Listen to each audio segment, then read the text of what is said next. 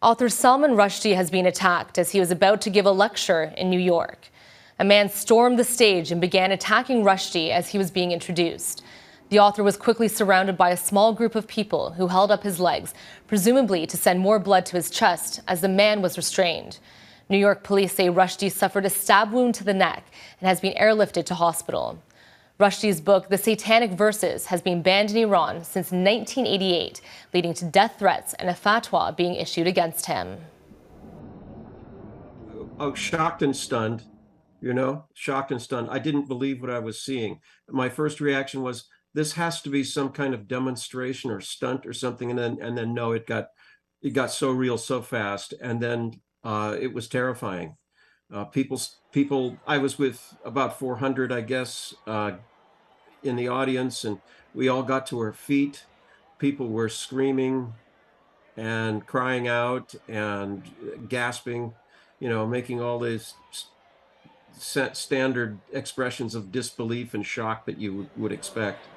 From the left hand, from the left wing, and he approached Mr. Rushdie very quickly. I thought that it was the microphone that he was fixing.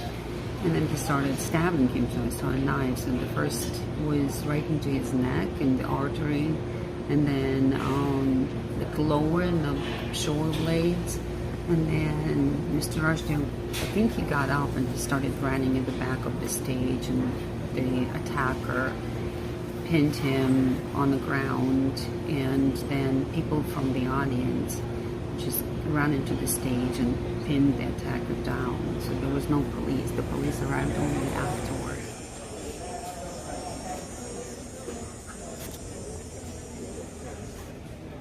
And I will say, as we begin this conversation, we take the protection of every individual in our state, whether they're a resident or a visitor, we take that very seriously.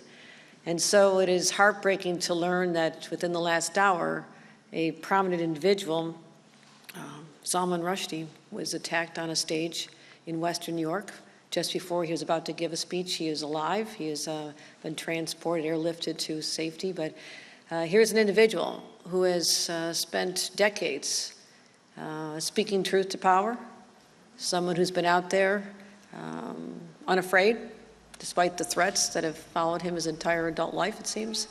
And it happened at a site that is a place that's very familiar to me. So this is a place ideally suited for him to be able to speak, and that's what he was attempting to do just in the last hour before he was attacked. And I want to commend the state police. It was a state police officer who stood up and saved his life, protected him, as well as the moderator who was attacked as well. We're monitoring the situation, but he's getting the care he needs at a local hospital. We'll be giving more information on the identity of the perpetrator and the case that'll be brought in that part of the state.